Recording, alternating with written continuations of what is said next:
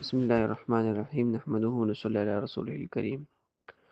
حرکت انصار المہدی کا تعارف، ضرورت و اہمیت۔ قال حذیفہ رضی اللہ عنہ قال قال رسول اللہ صلی اللہ علیہ وسلم تكون النبوة فيكم ما شاء الله أن تكون ثم يرفعها إذا شاء أن يرفعها ثم تكون خلافة على منهاج النبوة فتكون ما شاء الله أن تكون ثم يرفعها إذا شاء يرفعها ثم تكون ملكا عازا فتكون ما شاء الله أن تكون ثم يرفعها إذا شاء يرفعها ثم تكون ملكا جبريا فتكون ما شاء الله أن تكون ثم يرفعها إذا شاء يرفعها ثم تكون خلافة على منهاج النبوة ثم سكت۔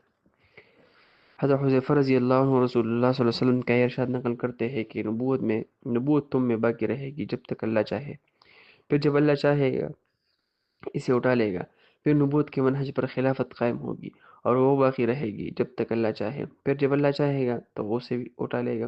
اس کے بعد کاٹ کھانے والی بچاہت ہوگی جتنا اللہ چاہے گا، پھر جب وہ چاہے گا تو اسے اٹھا لے گا۔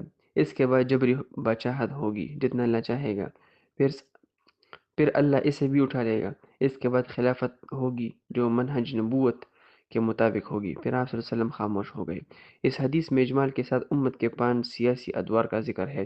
سب سے پہلے نبوت تھی جو 23 سال تک رہی۔ اس کے بعد خلافت راشدہ قائم ہوئی جو دوسری حدیث کے مطابق 30 سال قائم تک رہی۔ خلافت کے بعد بچاہت شروع ہوئی جس کو کاٹ کھانے والے بچاہت حکومت کہا گیا۔ یہ بچاہت بنو امیہ، بنو عباس اور بنو عثمان کے خاندانوں میں چلتی رہی یہاں تک کہ اس کا خاتمہ 1924 میں ہوا۔ اس کے بعد جبر و ظلم کی بنیاد پر نیا نظام قائم ہوا جو ابھی تک چل رہا ہے اور جس کا خاتمہ انشاءاللہ قریب ہے۔ جس کے بعد ایسی خلافت کے قیام کی نوید سنائی گئی جو نبوت کے طرز پر قائم ہوگی اور حضرت امام مہدی علیہ رضوان کے ہاتھوں قائم ہوگی۔ حضرت امام مہدی کا ظہور اچانک نہیں ہوگا، آپ سے پہلے کئی شخصیات ہوں گے جو آپ کی تمکین کا راستہ ہموار کریں گے۔ آپ کے انصار بھی ہوں گے جن کے ذریعے اللہ آپ کو ظاہر کرے گا۔ احادیث و روایات کا ایک عظیم مجموعہ آپ کے ظہور سے پہلے موجودہ زمانے میں پیش آنے والے حالات کے ساتھ متعلق ہے۔ ان میں وہ روایت بھی ہے جن میں آپ کا نسب، نام، مقام، مولد، زمانی مکانی صفات اور آپ کے انصار کا ذکر بھی ہے۔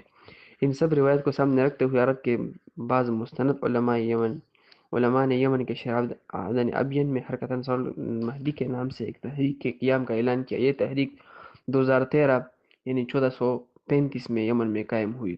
اس تحریک کا مقصد حضرت امام مہدی کی مدد و نصرت اور بیت و ظہور کے لیے راستہ ہموار کرنا اور تیاری کرنا ہے۔ امام مہدی کے ظاہر ہونے اور بیت سے پہلے کی بہت ساری نشانیاں وہ ہے جو پوری ہو چکی ہے جبکہ کچھ کا انتظار ہے۔ ان سب کا حدیث